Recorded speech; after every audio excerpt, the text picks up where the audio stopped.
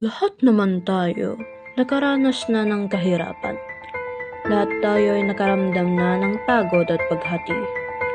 At karamihan sa halip na tumulong, pinipirinan ang mga mata. Ang pagkakaiba lang kasi, hindi lahat sumusuko. Ang ilan sa atin umalaban. Ako si Don Crisostomo Ibarra Himagsalin, na mas kilala bilang pangunahing tauhan sa nobela ni Dr. Jose Rizal na ang Noli Me Tangere. Ako ang anak ng pinakamayamang individual sa San Diego, si Don Rafael Ibarra, ang aking nagdaming ama. Halos 7 taon akong nahiwalay sa aking bansa.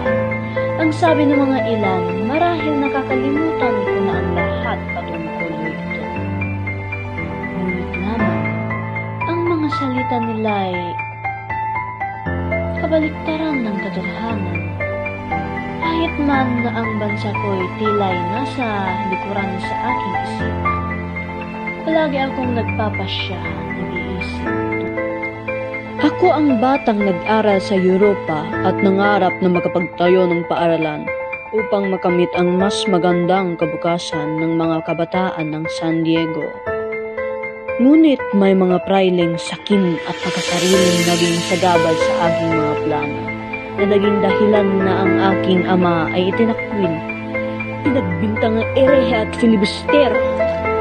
At nang dahil roon, nagsimulang kumislap ang apoy sa aking kalooban, ang apoy ng galit at ang mga ugat ng puno ng paghiganti ay tumagos sa mga siwang ng aking kaisipan.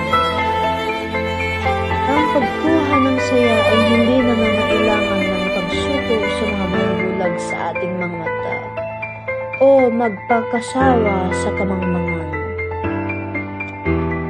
Pero ang mga kabataan, mas pinipili nila ang kasiyahang ito. Kaya naggalaw ako, nagplano at nagnais na sana manalo.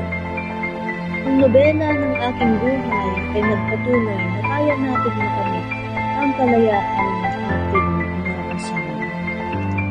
Mahal ko ang aking bayan, pagkat utang ko rito at magiging utang pa ang aking kaligayahan.